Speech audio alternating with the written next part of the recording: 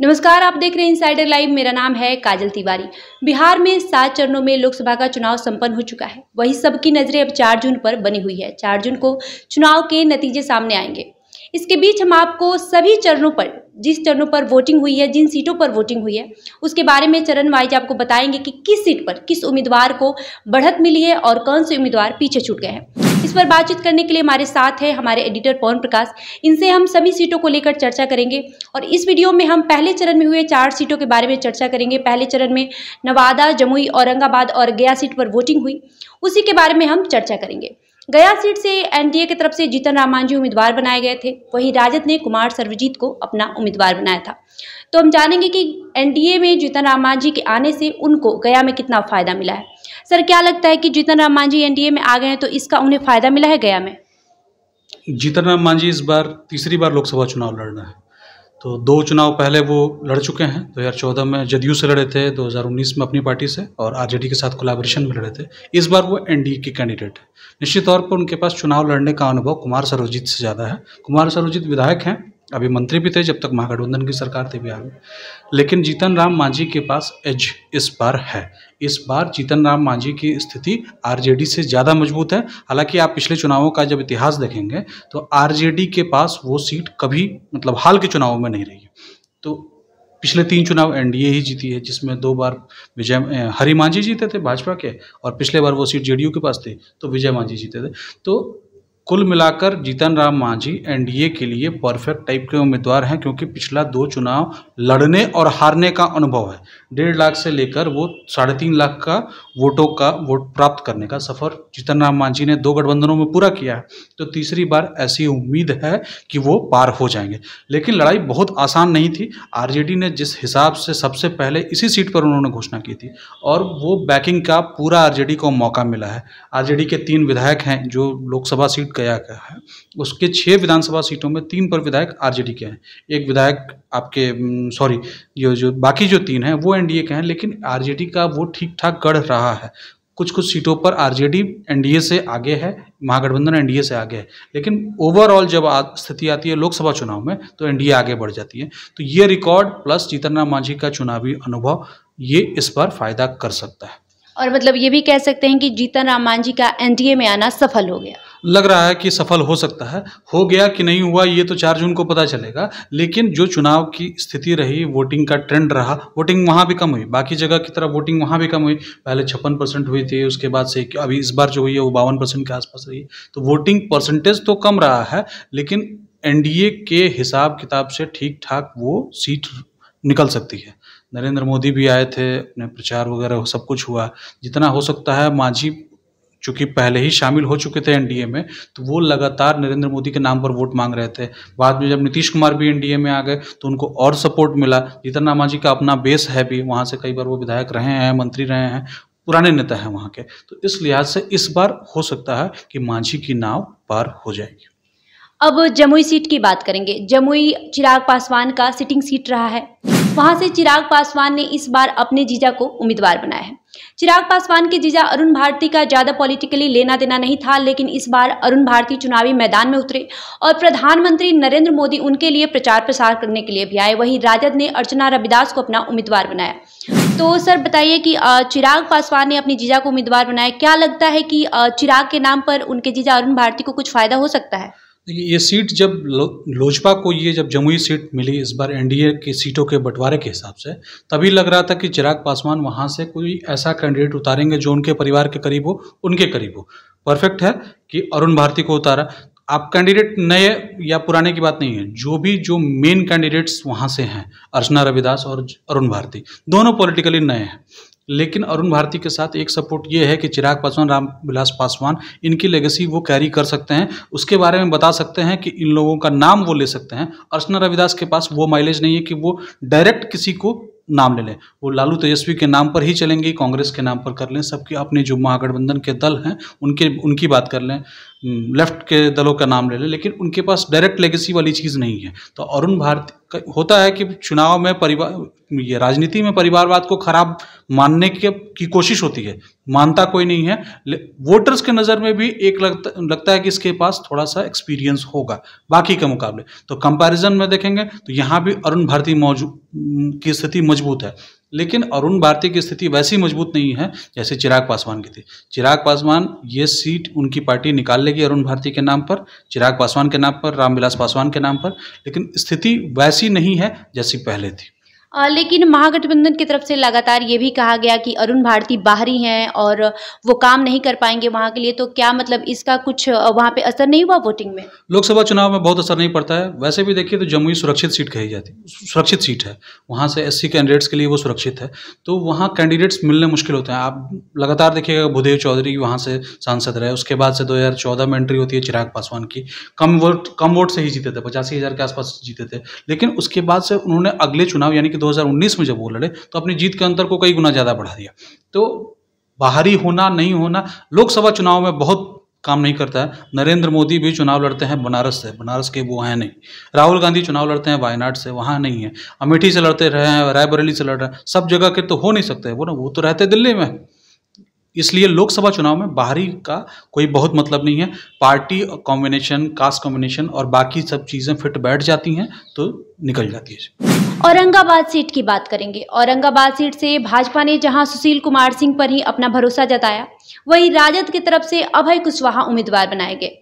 लालू यादव ने बहुत सोच समझकर अभय कुशवाहा को अपना उम्मीदवार बनाया, तो वहां ऐसा कहा गया कि वहां अभय कुशवाहा बाजी मारते हुए दिखे और उनको काफी अच्छी वोटिंग उनके लिए हुई है। क्या कहेंगे? इस बार अभय कुशवाहा की एंट्री से सीट जरूर फंसी थी।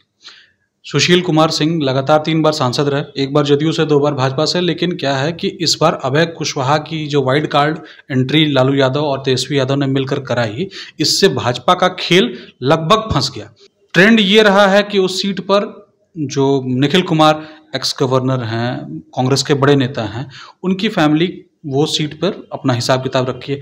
संभावना थी कि वो भी लड़ जाते या उनके किसी चहेते को मिलता, लेकिन कांग्रेस का पत्ता लालू यादव ने सिरे से काट दिया। कोई सीट अनाउंसमेंट नहीं हुई, कोई सीट शेयरिंग नहीं हुई और लालू यादव ने वहाँ कैंडिडेट की घोषणा कर दी। कैंडिडेट भी किसको बनाया आप देखिए, इंटरेस्टिंग है, अभय कुशवाहा को। अभय कुशवाहा जदयू के विधायक थे 2015 में, युवा जदयू के प्रदेश अध्यक्ष भी थे। उसके बाद वो 2020 का चुनाव हार जाते हैं, हार गए। टिकारी से वो लड़ रहे थे जो गया के अंदर में आता है। तो वहाँ से उतार कर अगर उनको लालू यादव औरंगाबाद लेके जाते हैं तो इसके पीछे चुनाव जीतने की मंशा शायद नहीं थी। चुनाव जीते नहीं जीते वो बाद की बात है, कास्ट कॉम्बिनेशन और बाकी चीज़ें अगर हो जाती हैं, या सुशील कुमार सिंह का 3 बार लगातार सांसद चुना जाना अगर लोगों को अखर जाता है तो वो जीत भी सकते हैं। लेकिन बहुत विनेबिलिटी वाली स्थिति नहीं थी, लेकिन उसका इम्पैक्ट बहुत ज़्यादा हुआ।